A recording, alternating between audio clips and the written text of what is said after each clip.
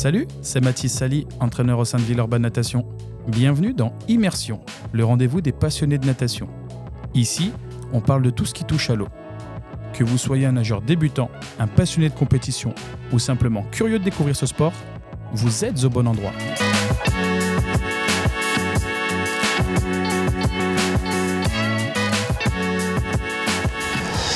Bonjour à toutes et à tous et bienvenue dans Immersion, le podcast de Villeurbanne Natation, le rendez-vous des passionnés de natation. On est déjà en février 2026 et comme toujours, l'eau continue de bouger très fort cette saison. Voici les grandes actualités dont on va parler aujourd'hui dans la rubrique Vague d'infos. Le rassemblement du stage EDF aux États-Unis, donc l'équipe de France, avec une série de vlogs à retrouver sur leur chaîne YouTube. Les compétitions régionales et nationales ont battu leur plein avec notamment le meeting Ligue Aura Jaune à la piscine de Vèze. Les championnats d'hiver maîtres à Yssingeaux. Dans la rubrique Itinéraire d'un champion, on retrouvera Jean-Yves Blais, directeur général du centre Léon Bérard. Et sans transition, on va passer directement à la rubrique Vague d'infos.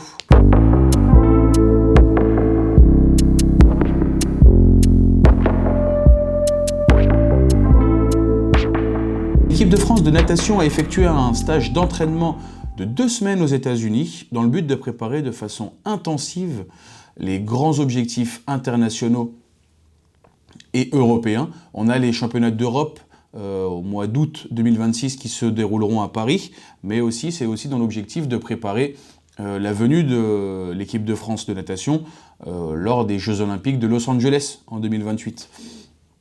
L'objectif du stage, c'était de travailler dans les conditions proches de celles des centres de préparation olympique et de tester des infrastructures étrangères pour optimiser la préparation de nos nageurs français. Et aussi permettre aux athlètes de s'entraîner dans un contexte nouveau avec des expositions différentes et des conditions d'entraînement différentes de celles rencontrées en France. Et on va parler aussi de performance. Après une semaine d'entraînement à Los Angeles, le groupe s'est envolé à Austin, au Texas, pour participer à des compétitions, notamment à une étape des US Pro Swim Series. Fait marquant pendant ce US Pro Swim Series, c'est Léon Marchand, notre Léon national, qui a remporté le 200 mètres brasse, le 200 mètres 4 nages et aussi le 400 mètres 4 nages. Il a évoqué un état de fatigue assez prononcé pour cette période de l'année, donc pas d'inquiétude sur la qualité des chronos. On a aussi notre Maxime Grousset, double champion du monde 50-100 mètres papillon, qui a remporté devant des belles têtes d'affiche comme Caleb Dressel, recordman du monde du 100 mètres papillon. Il s'est imposé sur le 50 et le 100 mètres et il a terminé aussi deuxième du 100 mètres nage libre. Donc c'est de très bon augure pour ce qui va arriver là, notamment au mois d'août avec les championnats d'Europe. On a aussi Marie Wattel qui, elle, maintenant s'entraîne aux États-Unis, qui a remporté le 50 mètres papillon. Si on se ressente un peu plus sur Villeurbanne Natation, le mois de janvier a été riche en émotions et en compétition, et toutes les catégories ont été concernées.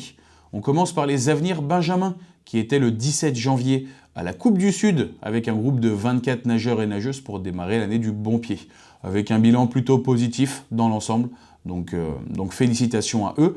On enchaîne ensuite avec les juniors seniors de Villeurbanne Natation qui étaient sur le pont le week-end du 24 et 25 janvier, on l'a dit tout à l'heure à Vèze pour les ligues jaunes. C'est pas moins de 24 nageurs et nageuses qui se sont retrouvés dans la capitale des Gaules pour défendre les couleurs de Villeurbanne Natation. Bilan de la compétition, 3 nouveaux records du club, 53 records personnels malgré un état de fatigue prononcé, et donc bilan plutôt positif pour les groupes de Constant Chassagne et de Clément Durieux. Et enfin, on clôture par les maîtres. Il y avait les championnats de ligue maîtres à Yssingeaux. L'objectif, c'était de rajouter potentiellement des qualifications aux différentes échéances, donc championnat de France national 2, championnat de France national 1. Et donc c'est un groupe de 13 nageurs et nageuses qui s'est déplacé dans la Loire pour chercher où rajouter des qualifications. Chaque nageur a eu l'occasion de démontrer son potentiel et de se dépasser lors de ces épreuves. Les performances ont été assez correctes parce qu'eux aussi sont dans un état de fatigue assez prononcé. Et il y a aussi du coup eu le premier événement du club avec le loto. Je mettrai l'affiche juste ici. On a organisé le 31 janvier le loto de Villeurbanne Natation avec presque 2000 € de lot à gagner. On a réuni 150 personnes, donc pour une première, c'est déjà assez incroyable d'avoir pu réunir autant de monde. Donc on remercie toutes les personnes qui ont fait le déplacement jusqu'à la salle Boiron-Granger pour passer un super moment convivial avec nous. J'espère que ça aura plu à tout le monde. Voilà qui clôture notre rubrique Vague d'infos. On va passer sans transition, du coup, on a parlé de la compétition à Yssingeaux. On a pris le temps aussi de caler le podcast avec Jean-Yves Blais, qu'on va retrouver du coup dans la rubrique Itinéraire d'un champion.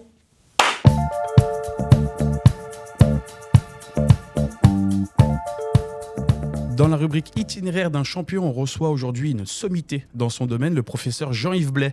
Bonjour professeur, comment allez-vous ? Bonjour, très bien, merci. Et vous-même ? Eh ben, je vais bien, merci. C'est pas souvent qu'on me pose la question, mais c'est gentil, je vais bien. Du coup, pour vous présenter correctement, il faudrait dire du coup directeur général du centre Léon Bérard, président d'Unicancer, qui est le regroupement national des centres de lutte contre le cancer en France, professeur de médecine et d'oncologie à l'université Lyon 1. Vous êtes mondialement connu pour votre implication dans la recherche et prise en charge des sarcomes, cancers rares des tissus mous et des os.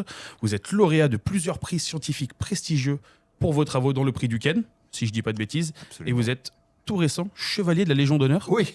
Oui, effectivement. Félicitations. Vous êtes très renseigné. Eh ben, j'ai essayé de bosser un peu mon sujet. C'est un honneur, je tenais à vous le dire, c'est un honneur de vous avoir dans ce podcast. Merci.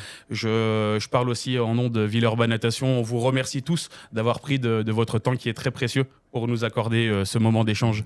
Du coup, ensemble, aujourd'hui, on va échanger autour du cancer, qui est votre spécialité, de la pratique sportive comme traitement de cette pathologie. Je le rappelle, le cancer est une maladie complexe qui affecte non seulement pas le corps, mais aussi l'esprit. De plus en plus d'études révèlent que l'activité physique joue un rôle crucial dans le soutien des patients, en améliorant leur qualité de vie et en réduisant aussi certains effets secondaires des traitements. On va essayer d'explorer très brièvement, avec le temps qu'on a aujourd'hui, l'ensemble des bénéfices de la pratique sportive et comment elle peut être intégrée dans le parcours de soins des patients atteints de cancer. Avant de parler de tout ça, j'ai une question toute simple. Une journée type dans la peau de Jean-Yves Blais, à quoi ça ressemble ? Alors, il n'y a pas de journée type, mais quand même, ça commence un peu tôt. En règle générale, je commence par mes courriers électroniques de la nuit. En général, une soixantaine que je résous avant de prendre le petit déjeuner. Une fois que c'est fait, globalement, les réunions commencent en général aux alentours de 8 heures, ou les consultations. Je consacre certaines journées à mes consultations, d'autres journées à la recherche, d'autres journées à l'administratif, que ce soit ici ou pour Unicancer.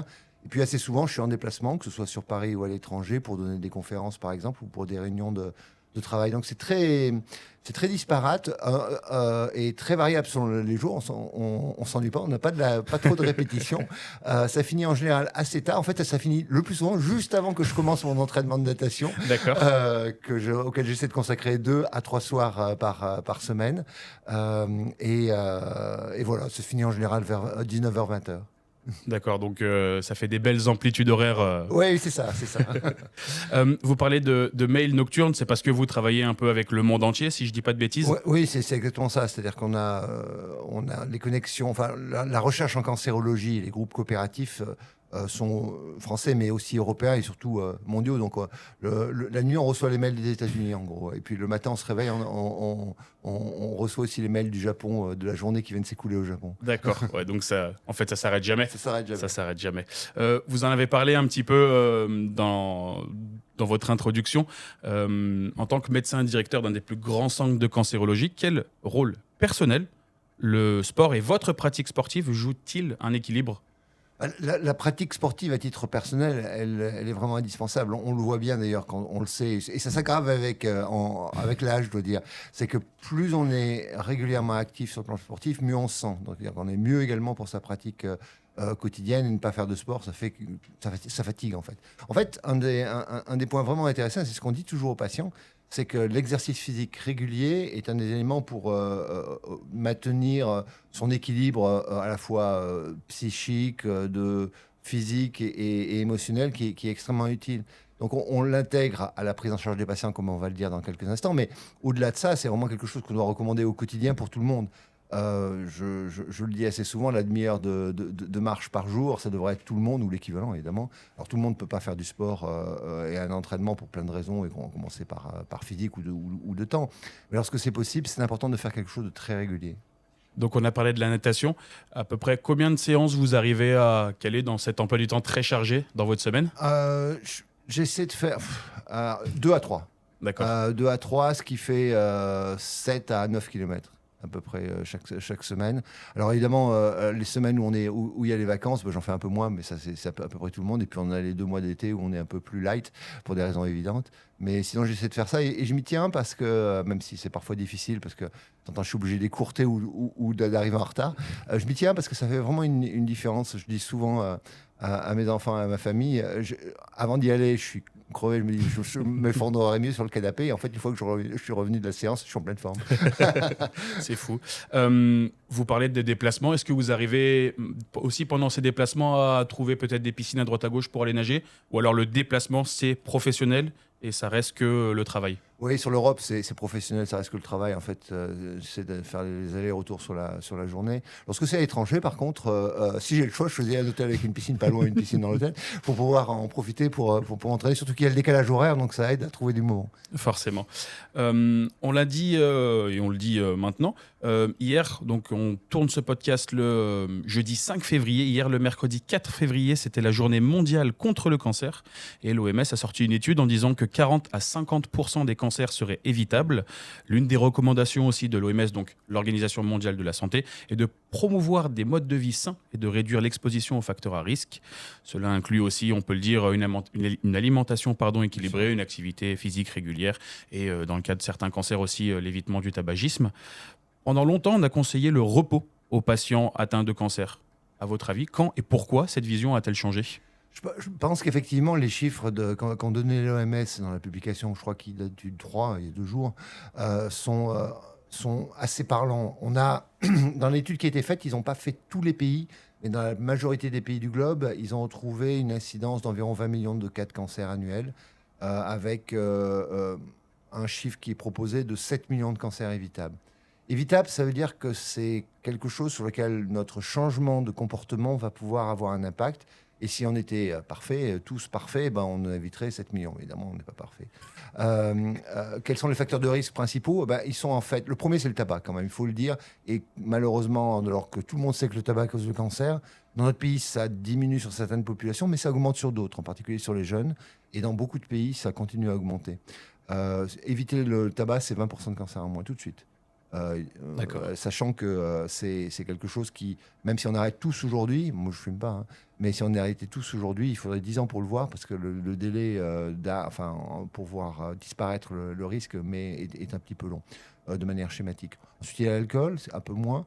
Il y a la surcharge pondérale et les questions métaboliques, et l'absence d'exercice physique. Il y a les virus. Donc effectivement, ça fait 40 à 50% des cancers qui sont potentiellement évitables. Alors là, le rôle de l'exercice physique est extrêmement important. Le repos, en fait, c'est contrasté comme réponse, parce qu'il y a indiscutablement des traitements pour lesquels la seule recommandation qu'on puisse faire raisonnablement, c'est le repos. Mais ce qu'on ne fera pas, c'est une recommandation, si les patients sont valides, une recommandation de rester allongé toute la journée. C'est une très mauvaise idée, en fait. Le mieux, d'ailleurs, assez souvent, je le dis aux patients de cette manière-là. Parfois, pour leur faire un clin d'œil, je le mets sur une ordonnance en disant 30 minutes de marche tous les jours et qu'il pleuve, qu'il vente. Et ça marche très bien. Les gens, en fait, il y a plein d'études qui ont été faites pour tenter de lutter contre la sensation de fatigue qui est procurée à la fois par le cancer et par les traitements du cancer. Et toutes ces études qui utilisaient des médicaments sont à peu près négatives.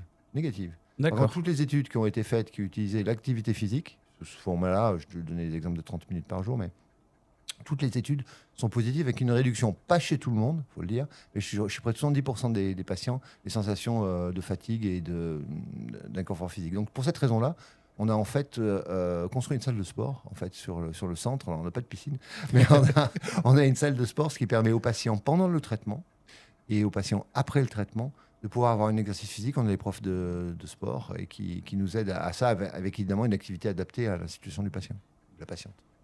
Très bien. Et c'est ouvert à tous les patients qui sont désirants ? C'est ouvert à tous les patients qui sont désireux de le faire. Il y a d'abord évidemment un certificat médical du praticien pour être sûr que c'est possible de le faire pour le patient, que c'est pas contre-indiqué. Mais une fois qu'il y a ça, si le patient le souhaite, il y va. On met d'ailleurs pour les patients qui sont hospitalisés sur une période de temps un peu durable, qui ne peuvent pas sortir de la chambre pour des raisons immunologiques parce qu'ils sont fragiles. On met souvent des vélos ou des outils pour leur permettre de travailler. Et après, c'est très apprécié. J'en doute pas. Et puis, ça permet aussi d'oublier un peu le quotidien, de s'évader totalement la difficulté du quotidien. On en a parlé ensemble, on parle d'activité physique régulière, on a une hausse de la pratique, on l'a dit aussi, de sport sur ordonnance. Ouais. Cette initiative permet aux professionnels de santé de prescrire des activités physiques adaptées aux patients souffrant de certaines pathologies. L'objectif est de promouvoir un mode de vie plus sain et de réduire les risques liés à l'inactivité. Pourquoi, selon vous, la natation elle est recommandée aux patients pour traiter certaines pathologies? La natation a pas mal d'avantages.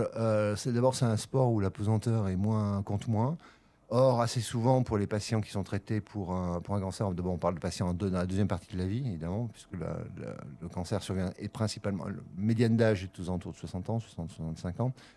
Donc les problèmes articulaires peuvent avoir existé et puis les gens peuvent avoir des séquelles de maladie. La natation offre la possibilité de travailler avec moins de pression sur les articulations, moins de douleurs musculaires et donc ça peut être recommandé.